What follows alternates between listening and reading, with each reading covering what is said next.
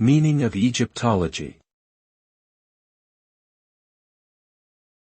Egyptology. Egyptology. Egyptology. Egyptology.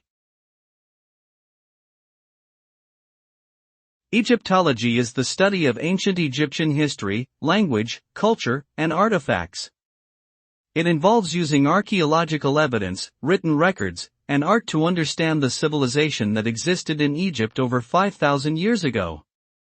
The field of Egyptology also includes the study of hieroglyphs, the language used by the ancient Egyptians, and the deciphering of their texts.